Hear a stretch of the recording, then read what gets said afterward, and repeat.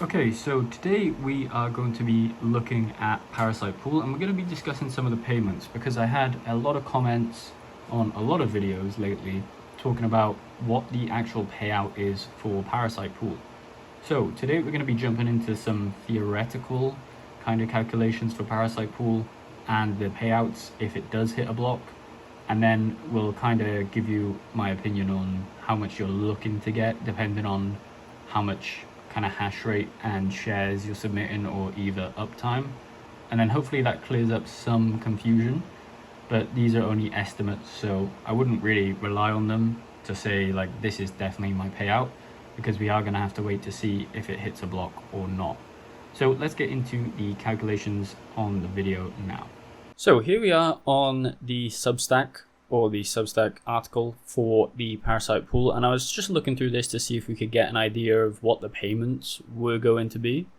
And it doesn't necessarily talk about how the payout ratios actually work for Parasite Pool, but it does here go over kind of why they're doing this type of mining, so I'd like to explain that as well.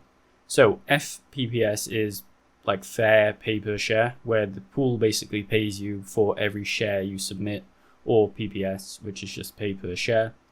And that's how they guarantee that they'll get blocks, is they pay you for your shares regardless of how big or small the shares are. And then they keep the block reward and split it between all the miners that are submitting, regardless if you hit the block or not.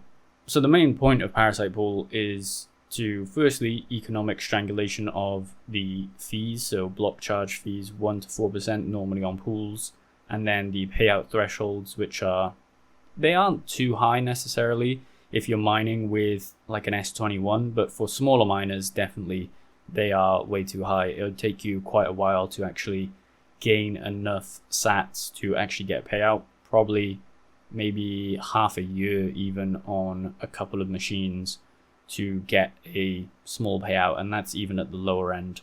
So on Parasite Pool, they're using Lightning payouts. I think you can actually see this here. So when you connect your Xverse wallet into it, you can see the balance here, and then minimum balance to withdraw is 10,000 sats, which I think is less than 2-3 pence.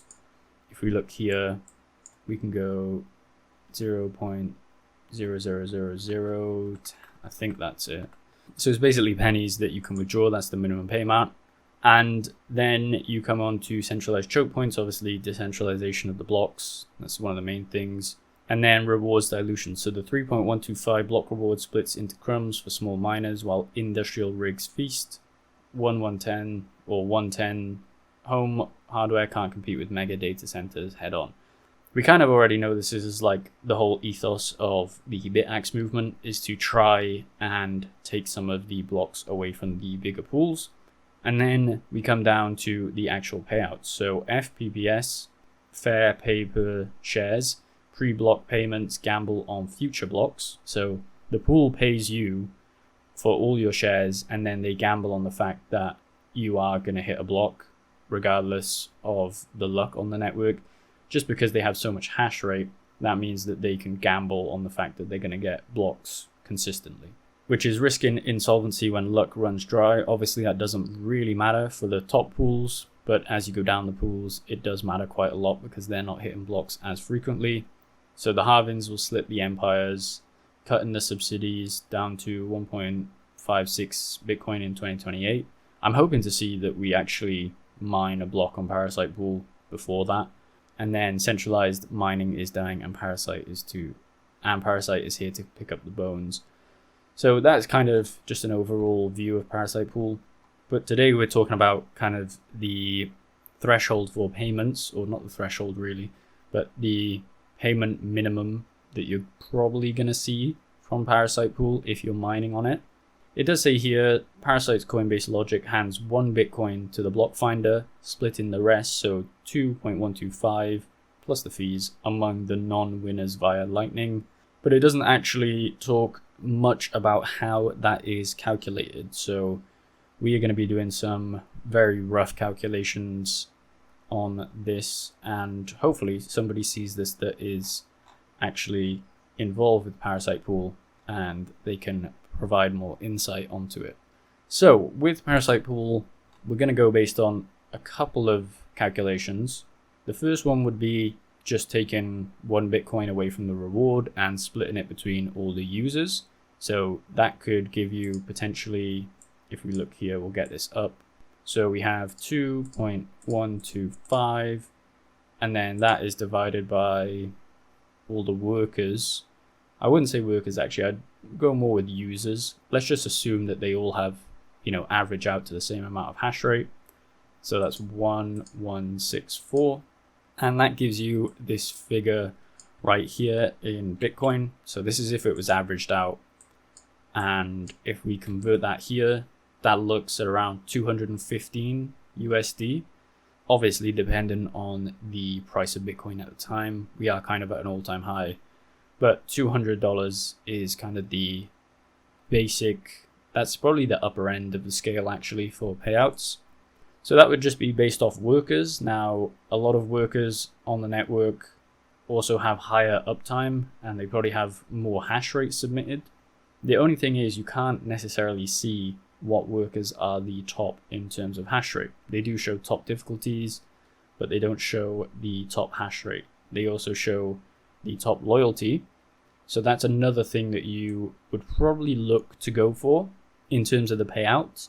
So loyalty is basically uptime. If you were paid based on that, then you would assume that half of the miners, like on average on a bell curve, have only been mining for half the uptime of the pool, which I'm assuming is not that much. So realistically, when it comes to us in this scenario, we have our address here and our uptime is only 33 days. So if it was going based off uptime, we would be looking at around half. Let's just average it out to half of that. So we'd actually have to divide that by 2 if it's going based off uptime.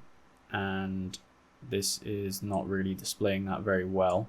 But that's divided by 2, so it's going to be 215 divided by 2, which gives us $107.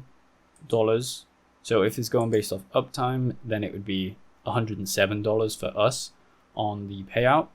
But clearly, as time goes on and more people join the pool, there needs to be some sort of reward for loyalty, which is technically uptime.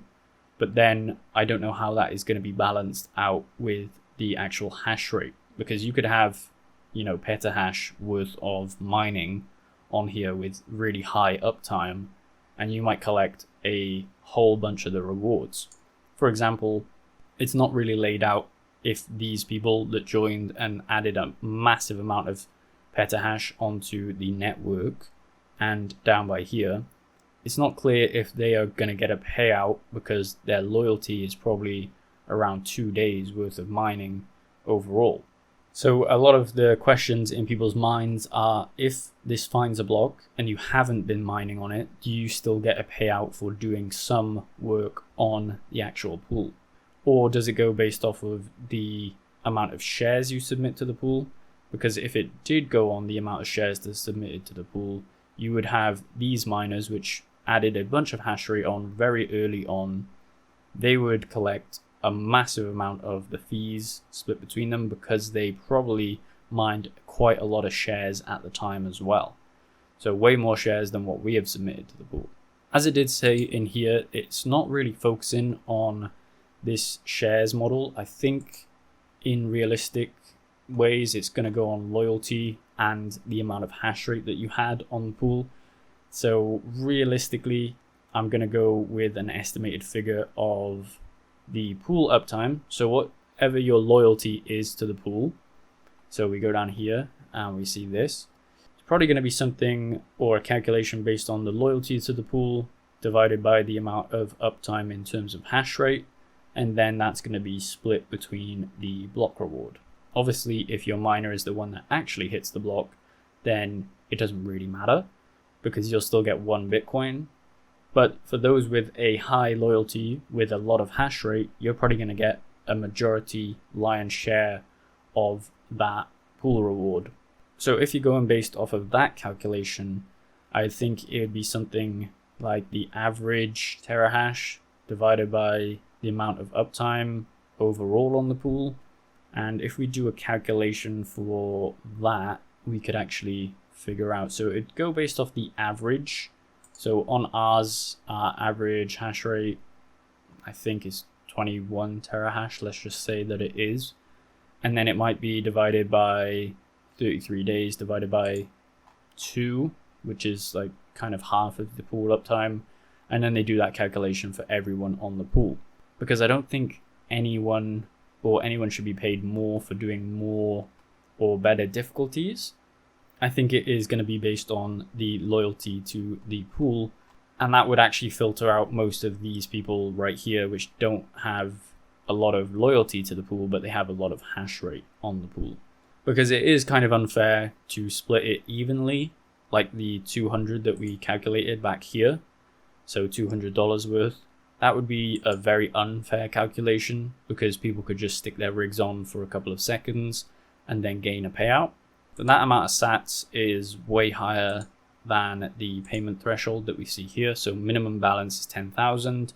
I even think that realistically, as time goes on, if you're backfilling the amount of time to the pool uptime, so let's just say it goes on for a year and you have, 10 months on the pool uptime, you're going to get paid out dramatically more than somebody that just jumped on for 1 month with a lot of hash rate. But it is all speculation on my part. I still think on the higher end, if you're in these top loyalties right here, you're probably going to get at least 200. If you're probably around half of that, you're probably going to get around $100 payout. But as time goes on and more miners actually join the network, the payments are obviously going to get smaller depending on how much miners are actually on the network. So that's why I think that the loyalty to the pool is a big factor, because it shows that you have been mining for quite a while.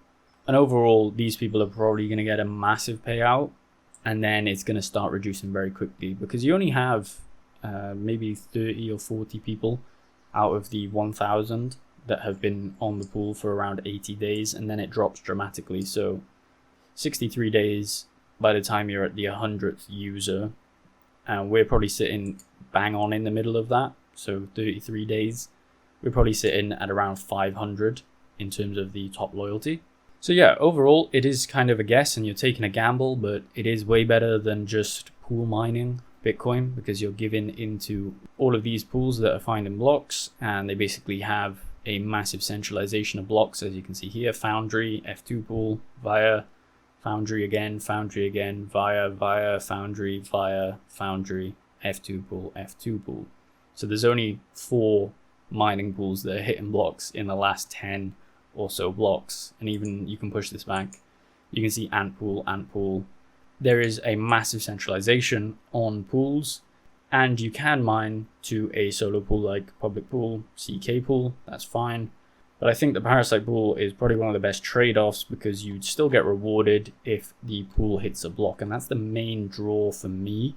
And I think over time, we are definitely going to see this pool hit a block. I just think that it definitely needs to hit a block before 2028, and we need to see the rewards on our Lightning wallet to see kind of how the payout works. And then I think once this pool hits a block, there's going to be a load more hash rate hitting the pool, just because everyone will know the exact structure of the payouts. If it's based on loyalty, then it doesn't really matter, because all those people that have mined before the first block are probably going to have top loyalty for the next block that comes along. So you can see how the loyalty factor comes in there, regardless of the amount of hash rate that you submit to the pool. Overall, that's just my opinion on it. I think top end, you're probably going to get $200 if you don't hit the actual block. Lower end is probably, depending on the day that you actually joined it, depending on the loyalty. If you joined today and the pool hit a block, maybe in the next 20 days or something, you probably get a really small payout. But if you're sitting in this 30 range, I think your payout's probably going to be around $100, and then it might start dropping off as the days go by. I would put it scaled. So let's just say the top reward is $215, and then you would divide that by the amount of days. So let's just say it's 80 days. and then times that by how many days that you are actually on the pool. So for us it's 33. We're looking at around a payout of $88, depending on, you know, the uptime overall. So that's just my thoughts. If you guys have any more insights, let me know in the comments. Let me know what you think is the best calculation to work that out. And make sure you like the video and subscribe for more content like this.